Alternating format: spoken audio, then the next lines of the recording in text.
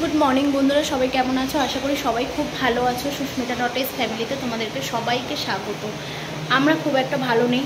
তোমাদের সঙ্গে কালকে রাত্রের ব্লগটাও শেয়ার করব, আর আজকে সকাল থেকে যে ব্লগ যেটুকানি করব সেটুকানি শেয়ার করব। কালকের থেকে আমাদের অবস্থা প্রচণ্ড খারাপ, তোমাদেরকে দেখাবো। আমরা সকাল থেকে আমাদের পাম্প সকালবেলা লোক এসেছে, ঠিক হয়নি। পাম্প এখন বলছে ভেতরের মাটির ভিতরের দিকে চলে গেছে, আর ওপরেও উঠছে না, টানাও যাচ্ছে না, এমন একটা অবস্থা হয়ে গেছে। তো লাস্টে আমরা তোমাদেরকে বলেছিলাম, কালকেও বলেছিলাম, কালকের ব্লগেও শুনতে পারবে তোমরা। ওই পিছন থেকে ফের ওরকম দাদাদের কাছ থেকে পাইপ নিয়ে আমরা পিছনে জল ভরে রেখে এসেছি। আর লোক ডাকা হয়েছে, যে আমাদের পাম্প বসিয়েছে তাকেও ডাকা হয়েছে, সেও আসবে। আর আমরা সব ওই জল ভরে ভরে রেখে কাজ করেছি, যা হোক করে দিদিও কাজ করে দিয়েছে। এখন সকালবেলা থেকে রান্না খুব একটা এখনও বসাতে ইচ্ছা করছিল না, তো যাই হোক কিছু তো রান্না করতেই হবে, জল না হলেও হবে না। জল কিনে আনা হয়েছে, দেখো একটা ড্রাম জল কিনে এনেছি, খাবার জল। আর এখানে একটু ভাত আর ডাল করছি, আর ডিম ভাজা করে নেবো আজকে, আর কিছু করব না। কেননা জল নিয়ে খুবই চিন্তা হচ্ছে আমার, যেন বেশি টেনশান, বিশেষ করে মায়ের জন্য বেশি জল লাগে।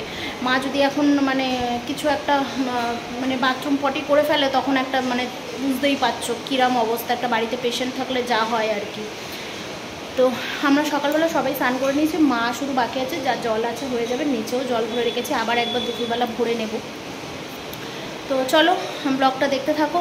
আর আজকে হচ্ছে শুক্রবার, আর জানি না কতটা আমি কন্টিনিউ করতে পারবো ব্লগটা। এখন প্রচণ্ড টেনশন হয়ে গেছে আমার, জল নিয়ে আমার বেশি টেনশন হয়ে গেছে। তো চলো, কিছু করার নেই, সব কিছু রেখেও তাও কাজ করতে হবে, এটাই হচ্ছে ব্যাপার। তোমাদের দাদাভাই দোকানে যাবে না, মিস্ত্রি আসবে, বাবাও ঘরে আছে, সব কিছু এখন কথাবার্তা হবে, বলে তারপরে ওনারা বলছে যে যদি না একান্ত যদি না ওঠে পাইপ, তাহলে আমাদের অন্য জায়গায় আবার পাম্প বসাতে হবে। তো একের পর এক ঝামেলা, এই আর কি। এক্ষুনি পাম্প বসাতে গেলে কত টাকা খরচা তোমরা তো জানোই। যখনই ভাবা যায় যে কিছু একটা করব, তখনই জিনিসটা আবার একটা বিপদ চলে আসে, এই হচ্ছে ব্যাপার। তো কিছু করার নেই, জলটা মেন দরকার, প্রচণ্ড অসুবিধা হচ্ছে জলের জন্য। তো চলো দেখতে থাকো ব্লগটা। এই রাত্রেবেলা এখন বাজে 11:15। আমাদের কপালটাই খারাপ আজকের, বাড়িতে ঢুকে মাত্র আমাদের সঙ্গে এই একটা দুর্ঘটনা ঘটে গেল। কি অবস্থা যে তোমাদেরকে আমি কি বলবো, বলে বোঝাতে পারছি না। রাত্রেবেলা এসেই পাগলের মতন হয়ে যাচ্ছি আমরা।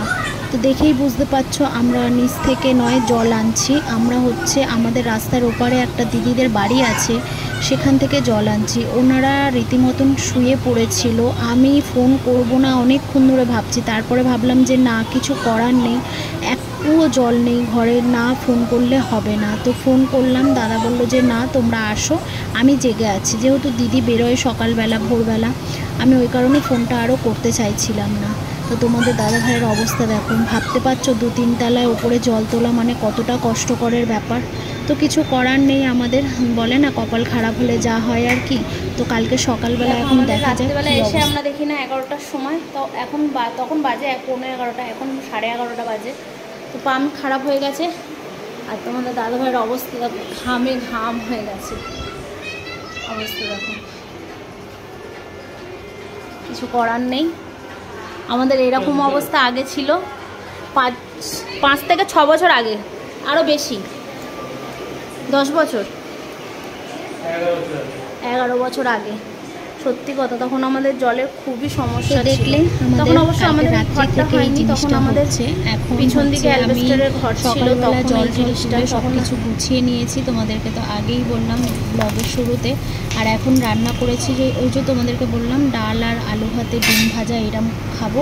তো তার জন্য একটু শুকনো লঙ্কা ভেজে নিচ্ছি, যেহেতু ভালো লাগছে না কিছু। আলু মাখাটা ভাবলাম যে আজকে একটু শুকনো লঙ্কা দিয়ে মাখি, তো সেই কারণে একটু শুকনো লঙ্কা ভেজে নিচ্ছি। আর বসিয়েছি ডিম সিদ্ধ, মেয়ের ইচ্ছা হয়েছে ডিম সিদ্ধ খাবো, তো সেই কারণে 3টে ডিম সিদ্ধ বসিয়েছি। আর এই কড়াতে মাকে করে দেবো একটা ডিম পোচ করে দিয়ে, এবারে চলো আলুটা মেখে নেব আগে। কেননা তোমরা ভেবো না যে ভাত আলু কিছু পরিষ্কার করিনি, আলুগুলো বিশ্বাস করো আর ভালো লাগছে না। এখন আমার শুধু পাগলের মতন লাগছে যে কখন আমার পাম্প ঠিক হবে বা আমি কখন জলটা আমার রিজার্ভ আমি করতে পারবো, এটাই হচ্ছে আমার এখন চিন্তা ভাবনা। তো যা হোক করে একটু তাড়াতাড়ি করে আলুটা মেখে নিচ্ছি। আর আলুটা না এতটা গরম ছিল আমি পাচ্ছিলাম না, দাঁড়াও মেখে নিয়ে আগে তারপরে খেতে বসে। এই দেখো খাওয়ার সব গুছিয়ে নিয়েছি। তো মার অলরেডি খাওয়া হয়ে গেছে, আর আমিও একটা ডিম পোচ করে নিয়েছি। আমারও ভালো লাগছে না ডিম সিদ্ধ খেতে, তো ভাবলাম যে না ডাল সিদ্ধ, আর ডালটাকে না ফোড়ন দিইনি, ডাল সিদ্ধ আর আলু মাখা আর ডিম পোচ খাবো ব্যাস। আর তোমাদের দাদাভাইরা ডিম সিদ্ধ আলু মাখা দিয়ে ডাল সিদ্ধ দিয়ে খাচ্ছে। আজকে দুপুরের মেনু হচ্ছে এটাই, সাদামাটা একদম খাবার।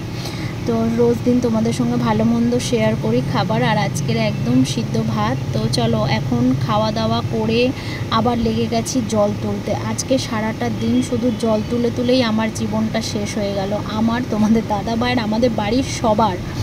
মানে লাস্টে পর্যন্ত আমরা ভাবলাম যে না এরকমভাবে নিচের থেকে ওপরে জল তোলা খুবই কষ্টকর ব্যাপার, আমি আর পাচ্ছি না। এই জন্যে তোমাদের দাদাভাই ওপার থেকে পাইপটা জুড়েছে, ধরে আছে, আর আমি আর বাবা এখানে জলগুলো তাড়াতাড়ি করে ভরে নিচ্ছি। তো অবস্থা দেখো, সকাল থেকে এই অবস্থাই হচ্ছে আমাদের। সকাল থেকে 2-3বার ধরে ভিজে গেলাম, এখন আবার ভিজে গেছি পুরো। তো এখন এই লাস্ট টাইম জল তুলে নিলাম, কেননা তোমাদের দাদাভাইরা চলে যাবে, বাবাও চলে যাবে, আর জল তোলা হবে না। চারিদিকে সব ঘুরে নিয়েছি, পাইপটা আমরা বুদ্ধি করে একটু পাইপটা ভেতরের দিকে নিয়ে আসলাম, কেননা নিচে তোমাদের দেখাচ্ছি আমি নিচ থেকে ওরকমভাবে জল তুলে দোতলায় তোলা প্রচণ্ড মুশকিল হয়ে যাচ্ছে। তো সেই কারণে এই দেখো পাইপটা এখান থেকে পাইপটা নিচ থেকে, এই দেখো নিচ থেকে পাইপটা নিয়েছি, এটা এখন ওখানে রেখেছি। নিচ থেকে পাইপটা করে বাথরুম দিকে নিয়ে সব ভরে নিলাম। এই ড্রামটা ওই দাদাদের, নিচে কারখানার দাদাদের, নীলটা আর সব আমাদের সব যা ছিল টুকটাক বের করে নিয়ে ভরে নিলাম। এখন আজকের রাত অবধি হয়ে গেলেই হয়ে যায়, আর এখন সেরকম লাগবে না, শুধু মানে দিদি আসবে বাসন টাসন মাজার জন্য, হয়ে যাবে, হয়ে বেশি লাগলে রাত্রেবেলা বলবো একটু চালিয়ে দেবে, অসুবিধা নেই। ওখান থেকে তোমাদেরকে দেখাই পাইপটা কীভাবে আমরা জুড়েছি। মানে এতটা যে কষ্ট, এখনও 2-3 দিন হবে, মানে সোমবারে আমাদের পাম্প বসবে, কালকে থেকে কাজ আরম্ভ হবে সোমবারে। দেখলে তোমরা লোক এসে চলে গেল, সব কথা টথা বলে নিয়েছি, নিয়ে এবারে কালকে থেকে কাজ হবে, সোমবার দিন পুরো একদম পাম্প ঠিকঠাক হয়ে যাবে। রবিবার পাম্প বসবে, মানে চারিদিক থেকে ঝামেলা, মানে কি বলবো। এদিকে গণেশ পুজো, ঘরে একটু ভাবলাম যে একটু পুজো করব, তো আর হবে বলে কি করে করব বলো। এদিকে মিস্ত্রি কাজ হবে, জল নেই, মানে দেখি ওই যা হোক করে নিজেই একটু যা করার করব, কিছু করার নেই আর। মানে ভগবান যদি এখন এরকম অবস্থা দিয়ে দেয় তাহলে আমরা কী করবো বলো। তো দেখো নিচের মানে নিচ থেকে কিভাবে আমরা জলটা তুলছিলাম সেটা দেখো তোমরা। এই যে নিচে এখনও 2টো ড্রাম রয়েছে, নিচে ওই দাদারা এসছে।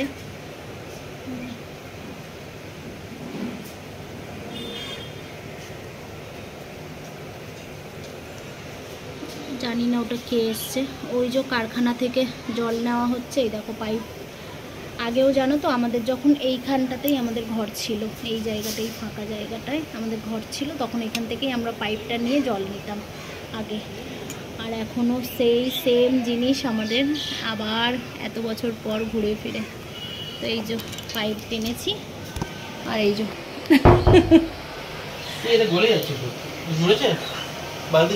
এতক্ষণ ওপরে, হ্যাঁ বালতি জুড়েছে, জল পড়ছে না। আর একটা আমাদের ফাটা বালতি ছিল, এই জিনিসটা আমাদের যে কত উপকার আজকের করলো দেখো। দুটো বালতি ফেটে গেছিলো, সেইটা আমার মেয়ে এটা দিয়ে জুড়ে দিল, দিয়ে আর এখন এই যে জল ভরে নিয়েছি। এই বালতিটা আর ওই বালতিটা, 2টো বালতি ভরে নিয়েছি। তো ওই জন্য ওই বালতিটা একদম ভালো বালতি, আমার চালের বালতি ছিল, ওই বালতিটাকে এবার ঢাকা দেবো। হ্যাঁ ঢাকা দিয়ে আমি ওটা রান্নার জল করে নেব, ও রান্নাঘরের কাজের জল করে নেব, আর এগুলো সব এখানেই থাকবে। তো অবস্থাটা দেখে নাও আমাদের এখন যা অবস্থা, আর কি বলবো, আর কিছু বলার নেই। চলো আজকে তোমাদের দাদাভাইয়েরও প্রচণ্ড খারাপ অবস্থা হয়ে গেছে। চলো আজকে সারা দিনে অনেক কষ্ট করে তাও তোমাদের সঙ্গে একটু ব্লগ শেয়ার করলাম। তোমরা প্লিজ একটা লাইক করে দিয়ে যেও, আর কমেন্টে জানিয়ে যেও কেমন লাগলো। তো ভালো থেকো, সুস্থ থেকো।